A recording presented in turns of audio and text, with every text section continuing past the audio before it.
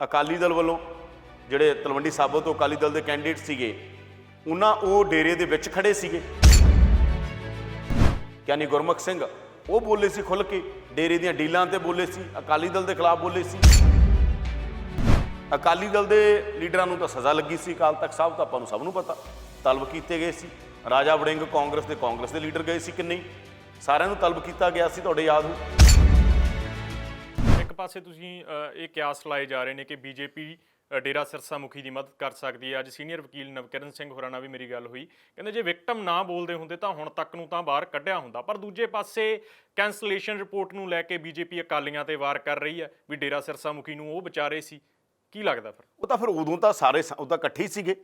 ਆਪਾਂ ਜਦੋਂ ਇੰਟਰਵਿਊ ਕੀਤਾ ਹੈਗਾ ਲਾਲਪੁਰਾ ਹੋਰਾਂ ਦਾ, ਉਹਨਾਂ ਨੂੰ ਮੈਂ ਪੁੱਛਿਆ ਕਿ ਭਾਈ ਉਦੋਂ ਤਾਂ ਇਕੱਠੇ ਹੀ ਸੀ ਤੁਸੀਂ, ਹੁਣ ਤੁਸੀਂ ਰੌਲਾ ਪਾ ਰਹੇ ਹੋ ਕਿ ਅਕਾਲੀਆਂ ਨੇ ਕੈਂਸਲੇਸ਼ਨ ਰਿਪੋਰਟ ਫਾਈਲ ਕੀਤੀ 2012 ਦੇ ਅੰਦਰ, 2007 ਤੋਂ ਜਿਹੜਾ ਸਰਕਾਰ ਹੋ ਰਹੀ ਤਾਂ ਉਦੋਂ ਤੁਸੀਂ ਕਿਉਂ ਨਹੀਂ ਬੋਲੇ?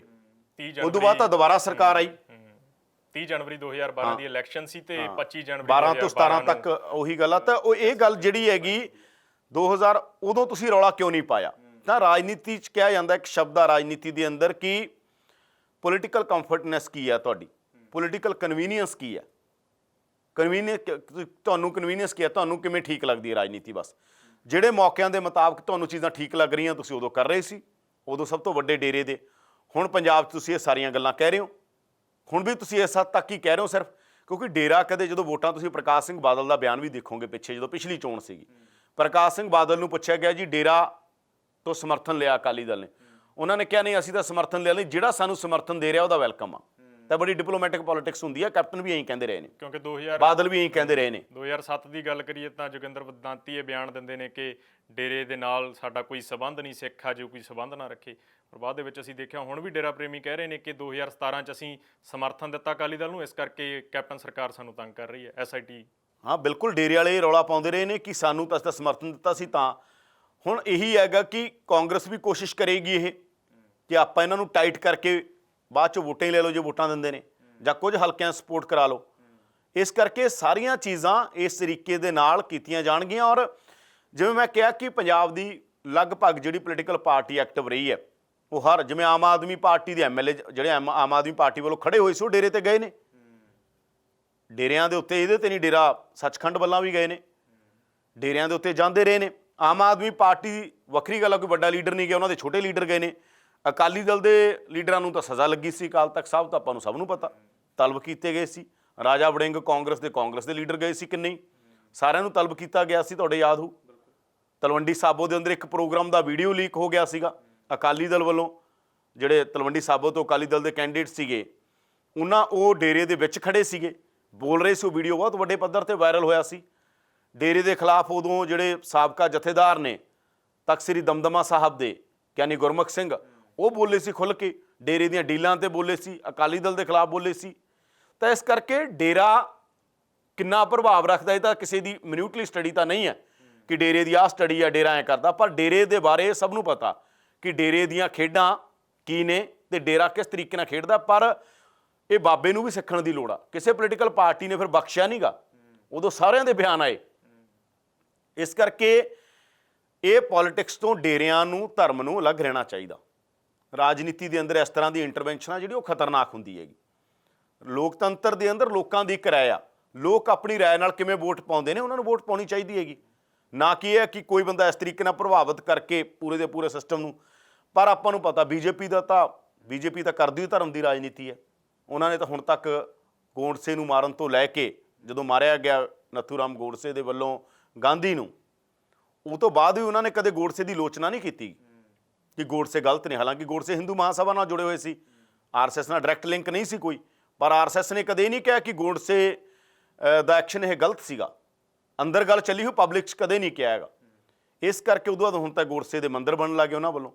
ਤਾਂ ਧਰਮ ਦੀ ਰਾਜਨੀਤੀ, ਉਹ ਵੀ ਧਰਮ ਦੀ ਰਾਜਨੀਤੀ ਸ਼ੁਰੂ ਹੁੰਦੀ ਹੈ ਨਾ। ਪਾਕਿਸਤਾਨ ਬਣਨ ਨੂੰ ਲੈ ਕੇ ਗਾਂਧੀ ਦੇ ਖਿਲਾਫ ਸੀ ਗੋਡਸੇ, ਉਹ ਕਹਿੰਦਾ ਸੀ ਇੰਨੇ ਪੈਸੇ ਕਿਉਂ ਦਿੱਤੇ ਜਾ ਰਹੇ ਨੇ, ਪਾਕਿਸਤਾਨ ਪ੍ਰਤੀ ਲੀਨੀਅੰਟ ਆ ਗਾਂਧੀ। ਤਾਂ ਉਦੋਂ ਤੋਂ ਲੈ ਕੇ ਹੁਣ ਤੱਕ ਧਰਮ ਦੀ ਰਾਜਨੀਤੀ ਹਮੇਸ਼ਾ ਹਿੰਦੂ ਰਾਸ਼ਟਰ ਦੀ ਗੱਲ, ਹਿੰਦੂ ਹਿਰਦੇ ਸਮਰਾਟ ਦੀ ਗੱਲ, ਹਿੰਦੂਆਂ ਦੇ ਰਹਿਨੁਮਾ ਬਣਨ ਦੀ ਗੱਲ, ਉਸੇ ਤਰ੍ਹਾਂ ਦੀਆਂ ਜਿਹੜੀਆਂ ਰਾਜਨੀਤੀਆਂ ਹੁੰਦੀਆਂ ਨੇ ਉਹ ਕਿਸੇ ਵੀ ਧਰਮ ਦੇ ਨਾਂ 'ਤੇ ਹੋਣ, ਉਹ ਚਾਹੇ ਹਿੰਦੂ ਧਰਮ ਦੇ ਨਾਂ ਤੇ ਹੋਣ ਜਾਂ ਹੋਰ ਧਰਮਾਂ ਦੇ ਨਾਂ ਤੇ ਹੋਣ। ਇਹ ਜਿਹੜੀਆਂ ਰਾਜਨੀਤੀਆਂ ਨੇ ਇਹ ਫਿਰ ਗਲਤ ਪਾਸੇ ਨੂੰ ਲੈ ਕੇ ਜਾਂਦੀਆਂ ਨੇ ਕਿਸੇ ਵੀ ਲੋਕਤੰਤਰੀ ਵਿਵਸਥਾ ਨੂੰ। ਤੇ ਸਾਡੇ ਇੱਥੇ ਤਾਂ ਇਹ ਹੋਇਆ ਹੈਗਾ। ਖੁੱਲ੍ਹ ਕਾਂਗਰਸ ਵੀ ਕੋਈ ਦੁੱਧ ਧੋਤੀ ਨਹੀਂ, ਕਾਂਗਰਸ ਨੇ ਬਥੇਰਾ ਕੁਛ ਕੀਤਾ ਧਰਮ ਦੇ ਨਾਂ ਦੇ ਉੱਤੇ। ਰਾਜਨੀਤੀ 84 ਦੀ ਰਾਜਨੀਤੀ ਆਪਾਂ ਦੇਖਿਆ, ਇੰਡੀਅਨ ਪੋਲਿਟਿਕਸ ਦੀ ਜਗ੍ਹਾ ਕਤਲੇਆਮ 84 ਦਾ ਕਤਲੇਆਮ ਕੀਤਾ ਕਾਂਗਰਸ ਨੇ। ਤੇ ਹੋਰ ਵੀ ਬਹੁਤ ਸਾਰੀਆਂ ਥਾਵਾਂ ਤੇ ਕਾਂਗਰਸ ਇਹੀ ਕੁਛ ਕਰਦੀ ਰਹੀ ਹੈ। ਤਾਂ ਇਹਨਾਂ ਸਾਰੀਆਂ ਚੀਜ਼ਾਂ ਨੇ ਦੇਸ਼ ਨੂੰ ਬਰਬਾਦ ਕੀਤਾ ਹੈਗਾ। ਤੇ ਆਪਾਂ ਦੇਖਿਆ ਕਿਵੇਂ ਆ ਕੇ ਪੰਚਕੂਲੇ ਦੇ ਅੰਦਰ ਅੱਗਾਂ ਲੱਗੀਆਂ ਸੀ, ਉਹ ਯਾਦ ਨਹੀਂ ਪੋਲੀਟੀਸ਼ੀਅਨਾਂ ਨੂੰ? ਉਦੋਂ ਕਿਵੇਂ ਚੀਕਾਂ ਮਾਰਦੇ ਸੀ ਸਾਰੇ, ਕਿਸ ਤਰੀਕੇ ਨਾਲ ਸਾਰਾ ਕੁਝ ਕੀਤਾ ਗਿਆ ਸੀ, ਅੱਗਾਂ ਲਾਈਆਂ ਗਈਆਂ, ਸਾਰੇ ਦੇਸ਼ ਨੂੰ ਫੂਕ ਦਿੱਤਾ ਗਿਆ ਸੀਗਾ। ਹਾਈ ਕੋਰਟ ਨੇ ਕਿਹਾ ਸੀ ਇਹਨਾਂ ਤੋਂ ਭਰਪਾਈ ਕਰਾਂਗੇ ਪੈਸਿਆਂ ਦੀ। ਇਸ ਕਰਕੇ ਡੇਰਿਆਂ ਦੀ ਰਾਜਨੀਤੀ ਤੋਂ ਪੋਲੀਟੀਕਲ ਪਾਰਟੀਆਂ ਨੂੰ ਬਚਣ ਦੀ ਲੋੜ ਆ। ਇਹੋ ਜਿਹੇ ਲੋਕ ਇਹ ਉਹਨਾਂ ਨੂੰ ਯੂਜ਼ ਕਰਦੇ ਆ, ਦੋਵਾਂ ਦਾ ਰਿਸ਼ਤਾ ਆ। ਡੇਰੇ ਸਿਆਸੀ ਪਾਰਟੀਆਂ ਨੂੰ ਯੂਜ਼ ਕਰਦੇ ਆ, ਸਿਆਸੀ ਪਾਰਟੀਆਂ ਡੇਰਿਆਂ ਨੂੰ ਵਰਤਦੀਆਂ ਨੇ। ਤਾਂ ਇੱਕ ਦੂਜੇ ਦੀ ਵਰਤੋਂ 'ਚ ਹੀ ਫਿਰ ਨੁਕਸਾਨ ਕਿਹਦਾ ਹੁੰਦਾ? ਸਮਾਜ ਦਾ ਨੁਕਸਾਨ। ਨਾ ਡੇਰੇ ਦਾ ਹੁੰਦਾ ਨਾ ਪੋਲੀਟੀਕਲ ਪਾਰਟੀ ਦਾ ਹੁੰਦਾ, ਨੁਕਸਾਨ ਹੁੰਦਾ ਹਮੇਸ਼ਾ ਸਮਾਜ ਦਾ। ਤੇ ਡੇਰੇ ਮੁਖੀ ਨੇ ਕੀ ਕੀ ਕੀਤਾ? ਡੇਰਾ ਮੁਖੀ ਬਲਾਤਕਾਰੀ ਹੈ, ਸਭ ਨੂੰ ਪਤਾ। ਕੋਰਟ ਨੇ ਕਿਹਾ ਹੋਇਆਗਾ, ਜੱਜਮੈਂਟ ਆ ਗਈ ਉਹਦੇ ਖਿਲਾਫ ਕਿ ਉਹ ਬਲਾਤਕਾਰੀ ਹੈ। ਪਰ ਪੋਲੀਟੀਕਲ ਪਾਰਟੀਆਂ ਨੇ ਜਦੋਂ ਵੋਟ ਲੈਣਾ ਉਦੋਂ ਉਹਨਾਂ ਲਈ ਕੋਈ ਬਲਾਤਕਾਰੀ ਨਹੀਂ, ਉਦੋਂ ਉਹਨਾਂ ਲਈ ਕੋਈ ਕ੍ਰਿਮੀਨਲ ਨਹੀਂ। ਕ੍ਰਿਮੀਨਲ ਵੀ ਉਹ ਤੇ ਚਾਰਜਸ ਲੱਗੇ ਨੇ, ਕਤਲ ਦੇ ਚਾਰਜ ਜਿਹੜੇ ਸਾਰੇ ਲੱਗੇ ਹੋਏ ਨੇ। ਸਾਧੂਆਂ ਨੂੰ ਨਪੁੰਸਕ ਬਣਾਉਣ ਵਾਲਾ ਮਾਮਲਾ ਆਪਣੇ ਸਾਹਮਣੇ ਆ, ਕਿੱਡਾ ਵੱਡਾ ਕ੍ਰਾਈਮ ਆ ਇਹ। ਉਹ ਕੇਸ ਵੀ ਖੁੱਲ੍ਹ ਚੁੱਕਿਆ ਹੈਗਾ। ਕਿੰਨੇ ਕੇਸ ਡੇਰਾ ਮੁਖੀ ਦੇ ਖਿਲਾਫ ਨੇ। ਫਿਰ ਵੀ ਡੇਰੇ ਵਾਲੇ ਦੇ ਅੱਗੇ ਹੁਣ ਚੋਣਾਂ ਉਹਦੇ ਫਿਰ ਟਾਈਮ ਫਿਰ ਸੈਟਿੰਗ ਕਰਕੇ ਇਹ ਤਾਂ ਕਿਹਾ ਜਾਂਦਾ ਕਿ ਬੀਜੇਪੀ ਡੇਰੇ ਵਾਲੇ ਤੋਂ ਦੁਖੀ ਕਿਉਂ ਸੀ ਕਿ ਡੇਰੇ ਵਾਲੇ ਨੇ ਅਮਿਤ ਸ਼ਾਹ ਨੂੰ ਬਿਠਾ ਕੇ ਰੱਖਿਆ ਜਾਂ ਬੀਜੇਪੀ ਦੇ ਲੀਡਰਾਂ ਨੂੰ ਉੱਥੇ ਵੇਟ ਕਰਾਇਆ ਸੀ। ਜਿਵੇਂ ਬਾਕੀਆਂ ਨੂੰ ਆਦਤ ਸੀ ਵੇਟ ਕਰਾਉਣ ਦੀ, ਇਹਨੂੰ ਵੀ ਕਰਾਇਆ। ਤੇ ਬੀਜੇਪੀ ਨੇ ਕਹਿੰਦੇ ਡੇਰਾ ਠੋਕੇ ਹੀ ਤਾਂ ਸੀਗਾ ਕਿ ਹੁਣ ਉਹ ਡੇਰੇ ਅੱਗੇ ਝੁਕਣਾ ਨਹੀਂ। ਡੇਰੇ ਵਾਲਾ ਅਸੀਂ ਡੇਰੇ ਵਾਲੇ ਨੂੰ ਕਹਾਂਗੇ, ਜੋ ਕਹਾਂਗੇ ਉਹੀ ਕਰੂਗਾ। ਫਿਰ ਡੇਰੇ ਵਾਲੇ ਨੇ ਕੋਸ਼ਿਸ਼ਾਂ ਬਹੁਤ ਕੀਤੀਆਂ ਜਦੋਂ ਸਰਕਾਰ ਆ ਗਈ, ਕਦੇ ਸਵੱਛ ਅਭਿਆਨ, ਕਦੇ ਝਾੜੂ ਚਲਾਉਂਦਾ ਸੀ, ਕਦੇ ਕੁਛ। ਪਰ ਅਗਲਿਆਂ ਨੇ ਨਹੀਂ ਬਖਸ਼ਿਆ, ਰਗੜਿਆ ਡੇਰੇ ਵਾਲੇ ਨੂੰ। ਇਹ ਕਿਹਾ ਗਿਆ, ਕਹਿੰਦੇ ਭਰੋਸਾ ਦਵਾ ਦਿੱਤਾ ਗਿਆ ਸੀ ਡੇਰੇ ਵਾਲੇ ਨੂੰ ਵੀ ਜੱਜਮੈਂਟ ਤੇਰੇ ਖਿਲਾਫ ਨਹੀਂ ਆਉਂਦੀ। ਜਦੋਂ ਡੇਰੇ 'ਚੋਂ ਨਿਕਲ ਕੇ ਆਇਆ ਇਹ, ਕੋਰਟ 'ਚ ਉਹਨੂੰ ਕਿਹਾ ਗਿਆ ਸੀ ਕਿ ਤੂੰ ਇੱਥੋਂ ਮੁਕਤ ਹੋ ਕੇ ਜਾਏਗਾ, ਤੇਰੇ ਖਿਲਾਫ ਇਹ ਜ਼ਮਾਨਤ ਨਹੀਂ ਆਏਗੀ, ਤੇਰੇ ਖਿਲਾਫ ਇਹ ਫੈਸਲਾ ਨਹੀਂ ਆਏਗਾ, ਜ਼ਮਾਨਤ ਹੋ ਜਾਏਗੀ ਤੇਰੀ ਜਾਂ ਤੂੰ ਬਰੀ ਹੋ ਜਾਏਗਾ, ਜ਼ਮਾਨਤ ਤੇ ਅਸੀਂ ਬਰੀ ਹੋ ਜਾਏਗਾ ਤੂੰ।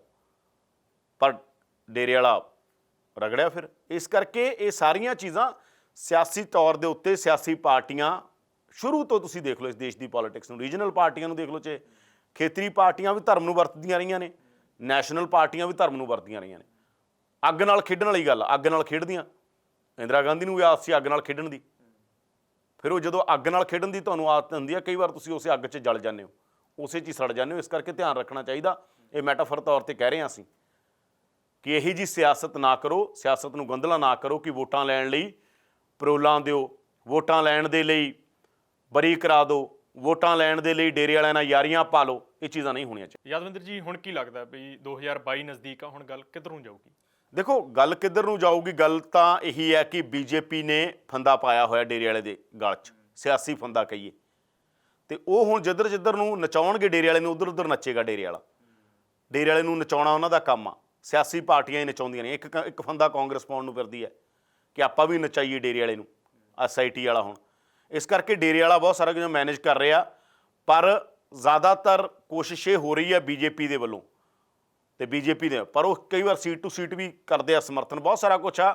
ਪਰ ਇਹ ਗੱਲ ਆ ਕਿ ਖੇਡਾਂ ਬੇਨਕਾਬ ਹੋਣੀਆਂ ਚਾਹੀਦੀਆਂ ਨੇ। ਪੈਰੋਲ ਨਹੀਂ ਮਿਲਣੀ ਚਾਹੀਦੀ ਇਸ ਤਰ੍ਹਾਂ ਦੇ ਕ੍ਰਿਮੀਨਲ ਬੰਦੇ ਨੂੰ। ਪੈਰੋਲ ਲੈਣਾ ਉਹਦਾ ਹੱਕ ਆ, ਪਰ ਬਾਹਰ ਆ ਕੇ ਭਾਈ ਜੇ ਉਹਨੇ ਕਹਿਤਾ ਮੈਂ ਨਹੀਂ ਆਉਂਦਾ, ਫਿਰ ਕੀ ਕਰੋਗੇ? ਜੇ ਡੇਰੇ ਵਾਲਾ ਜਿਵੇਂ ਪਹਿਲਾਂ ਸੀ, ਜੇ ਕਹਦੇ ਮੈਂ ਨਹੀਂ ਆਉਂਦਾ, ਕਿ ਫਿਰ ਤੁਸੀਂ ਇੱਥੇ ਜੰਗ ਕਰਵਾਓਗੇ, ਕਿ ਉੱਥੇ ਤੁਸੀਂ ਗੋਲੀਆਂ ਚਲਵਾਓਗੇ? ਜੇ ਡੇਰੇ ਵਾਲਾ ਬਾਹਰ ਆ ਕੇ ਕਹਿ ਦੇ ਮੈਂ ਵਾਪਸ ਨਹੀਂ ਆਉਂਦਾ, ਕੀ ਕਰੋਗੇ ਫਿਰ? ਇਸ ਕਰਕੇ ਇਹ ਚੀਜ਼ ਦੇ ਉੱਤੇ ਲਗਾਮ ਕੱਸਣ ਦੀ ਲੋੜ ਆ। ਜਿਹੜਾ ਇੰਨਾ ਹਾਰਡਕੋਰ ਕ੍ਰਿਮੀਨਲ ਜਾਂ ਜਿਹੜਾ ਐਡਾ ਵੱਡਾ ਆਭਾ ਮੰਡਲ ਹੈ, ਉਹਦੇ ਤੋਂ ਬਚਣ ਦੀ ਲੋੜ ਆ। ਇੰਡੀਅਨ ਸਿਸਟਮ ਨੂੰ, ਇੰਡੀਅਨ ਜੁਡੀਸ਼ਰੀ ਨੂੰ, ਸਾਡੀ ਜੁਡੀਸ਼ਰੀ ਨੂੰ ਇਹ ਚਾਹੀਦਾ ਗਾ।